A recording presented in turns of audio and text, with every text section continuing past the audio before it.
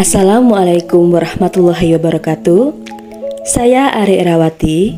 Saya calon guru penggerak Angkatan 7 dari Kabupaten Kutai Kartanegara, Kalimantan Timur. Saya ingin menyampaikan tugas 1.4.A.8 koneksi antar materi mengenai budaya positif. Salam dan bahagia, guru penggerak, tergerak, bergerak, dan menggerakkan. Peran saya dalam menciptakan budaya positif di sekolah adalah menjadi contoh atau teladan dalam menerapkan budaya positif baik di kelas yang saya ampu maupun di lingkungan sekolah. Saya juga mendampingi rekan sejawat dan mendorong kolaborasi untuk menerapkan budaya positif di lingkungan sekolah. Sesuai dengan nilai, peran, dan visi guru penggerak, saya akan mengoptimalkan nilai dan peran yang ada pada diri saya untuk menjadi pemimpin pembelajaran, mendorong kolaborasi, dan mendampingi rekan sejawat dalam menciptakan budaya-budaya positif di lingkungan sekolah. Salah satunya adalah disiplin positif. Disiplin positif menurut Ki Hajar Dewantoro adalah di mana ada kemerdekaan, disitulah harus ada disiplin yang kuat.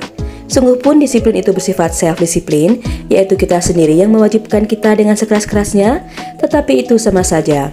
Sebab jikalau kita tidak cakap melakukan self-disiplin, wajiblah penguasa lain mendisiplin diri kita. Dan peraturan demikian itulah harus ada di dalam suasana yang merdeka. Ki Hajar menyatakan bahwa untuk mencapai kemerdekaan atau dalam konteks pendidikan kita saat ini, untuk menciptakan murid yang merdeka, syarat utamanya adalah harus ada disiplin yang kuat. Disiplin yang dimaksud adalah disiplin diri yang memiliki motivasi internal. Jika kita tidak memiliki motivasi internal, maka kita memerlukan pihak lain untuk mendisiplinkan kita atau motivasi eksternal. Untuk menciptakan disiplin positif, guru diharapkan tidak lagi menggunakan hukuman, baik hukuman fisik atau verbal, karena hal tersebut akan membekas dalam ingatan murid di sepanjang hidupnya.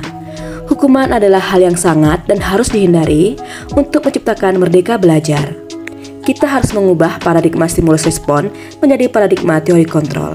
Paradigma stimulus respon yang memandang semua orang memiliki kebutuhan yang sama. Orang lain bisa mengontrol saya bisa mengontrol orang lain, perilaku buruk dipandang sebagai suatu kesalahan, pemaksaan jika bujukan gagal, dan kerangka berpikir menang kalah. Kita harus mengubah pandangan tersebut dengan paradigma teori kontrol.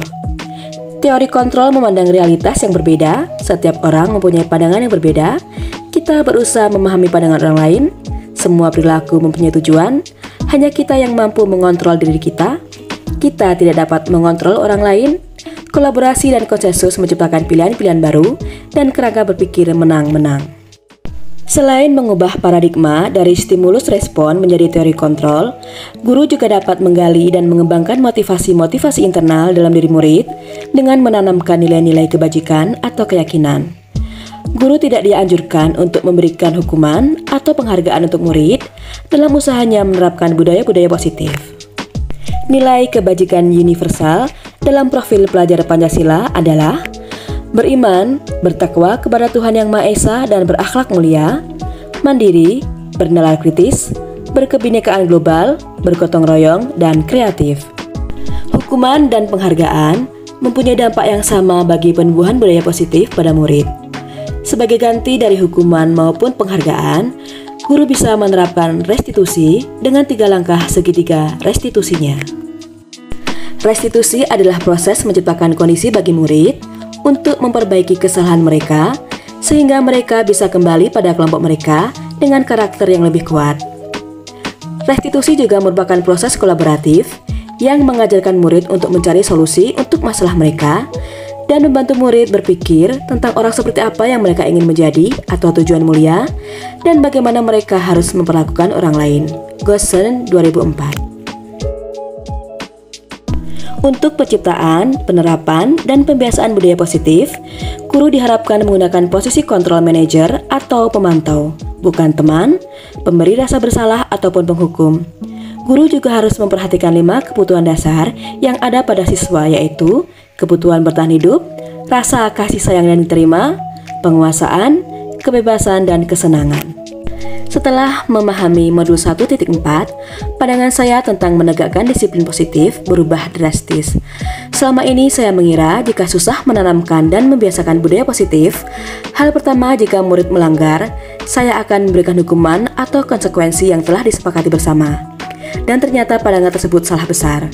Ternyata menanamkan dan membiasakan disiplin positif ada cara lain yang menyenangkan dan tidak menimbulkan dampak negatif bagi murid, yaitu dengan menerapkan segitiga restitusi. Sungguh, ini merupakan pengalaman baru dan luar biasa yang mengubah sikap dan pandangan saya dalam menyikapi sebuah pelanggaran disiplin di dalam kelas.